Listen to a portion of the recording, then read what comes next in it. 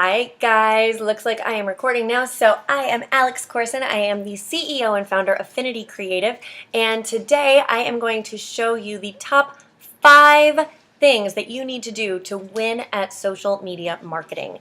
And if you're looking at my follower base and saying, but Alex, it looks like you're not really winning at social media marketing. We're looking at your YouTube channel. You've got what, 2 followers?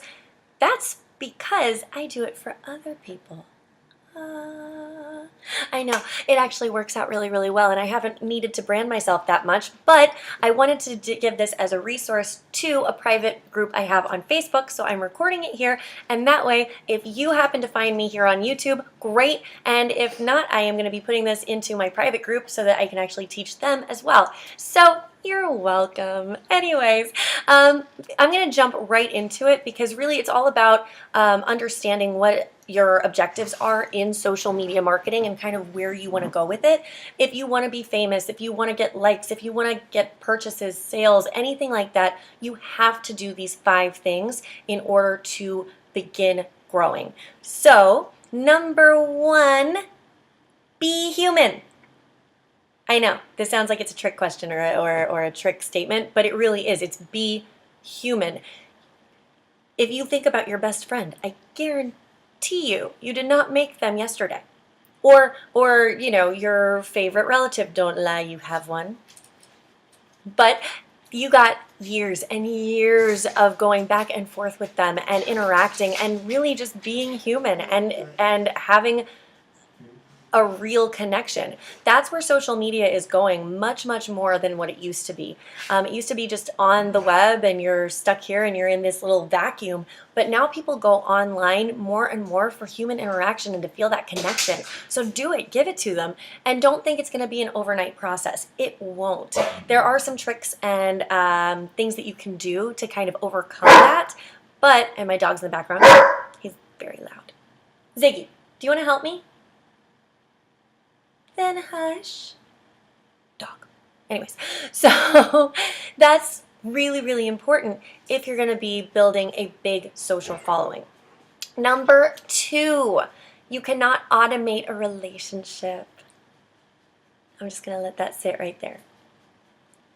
What do I mean by not automating a relationship? Because I am the queen of automation. If it automates and I can push a button and then it just starts going, yes. That's fabulous. I love automation, but I don't like automating a relationship. So what we do with that is a little bit different. Like, for example, if you're on Twitter and you follow somebody that you really want to connect with and you get that automatic, hey, thanks for following me, be my friend. That's just annoying. Like, what? No. So instead of doing that, connect with them on a regular basis, and if they opt in for some sort of a lead magnet, which if you don't know what a lead magnet is, I will get to that later, but if you're looking for something where you are actually connecting or offering something that somebody wants, and then they take advantage of that because it's value added and it's content that they really, really need, then absolutely go for it. You can automate that because that person then has grouped themselves for you and they already have identified themselves as somebody that would be in a specific audience. And if they're in that specific audience, then you know how to nurture them and what they need and how to upsell them and what content they'd be interested in, and at least primarily kind of what they're after. So if you have all of that information, nurture that in an email or a social media format with just constant touches. You can automate that. That's not a big deal. That we're good with. So I'm not saying not to automate that, but what I am saying is don't automate a relationship. There's a big difference, and people get it confused and they think they can automate everything, and it's just not the case. Number 3. All right. Who here has ever heard a marketing strategist or somebody else say, know your audience, and you need to speak directly to those people, and you need to know exactly what your offerings are just for that tribe, right?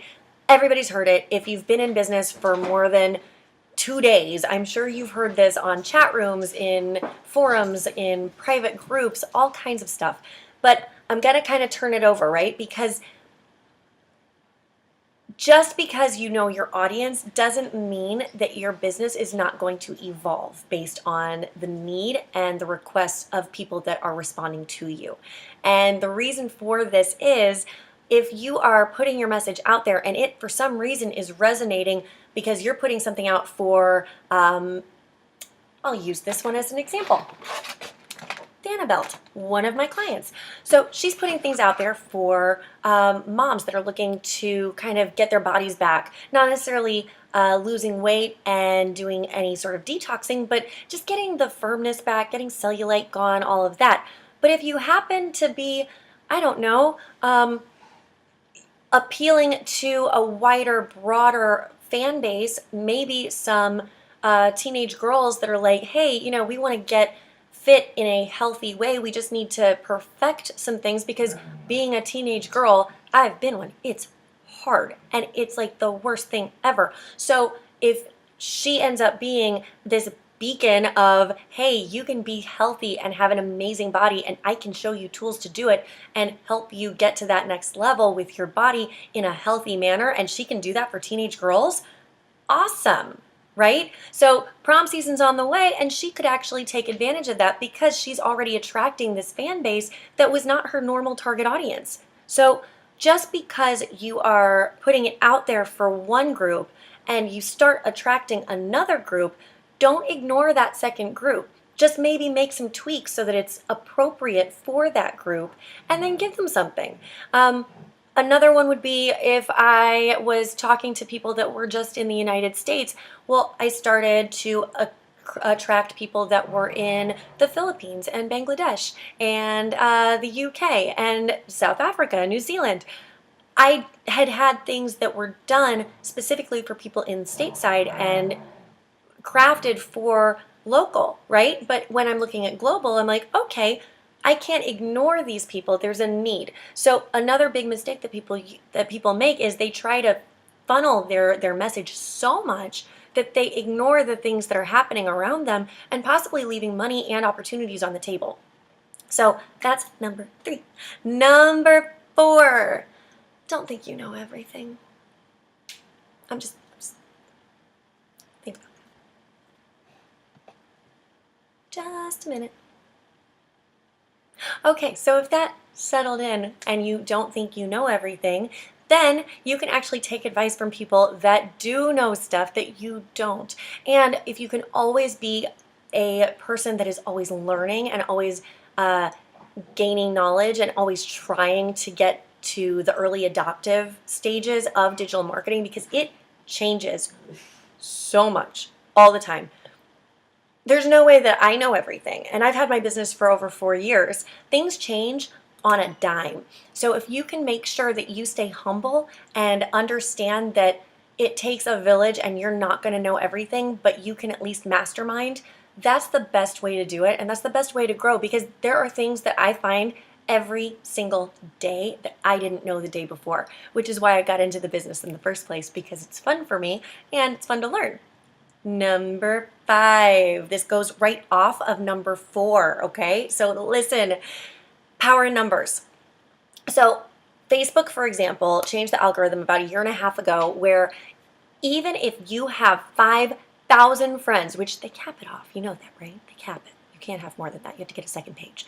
So anyways, so if you're in Facebook and you've got thousands and thousands and thousands of friends, they're not going to see all of your posts unless you actually have interaction on that, which means that you have to have at least 10 or 15 people commenting, liking. And when I say commenting, it actually has to be like 5 words, not like, go girl. It actually has to be, wow, this is amazing. I'm so excited about this great journey that you're taking me on, period, right? So all of that you would have to actually have on there about 10 to 15 times for it to even possibly show up on everybody's wall in your fan base. Because if people are commenting and interacting, that means that people are reacting to it. That means that you are posting something of value.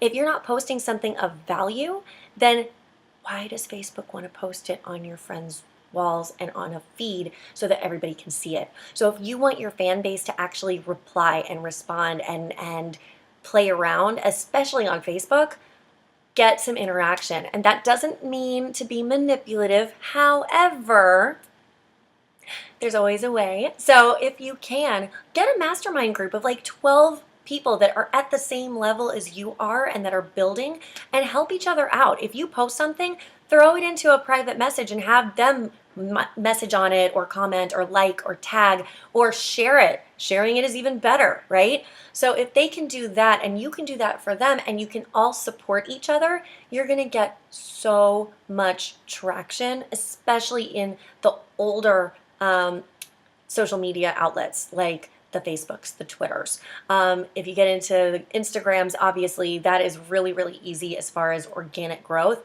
because it is hashtag central. And as long as you're interacting, I mean, I could do an entire segment on Instagram growth.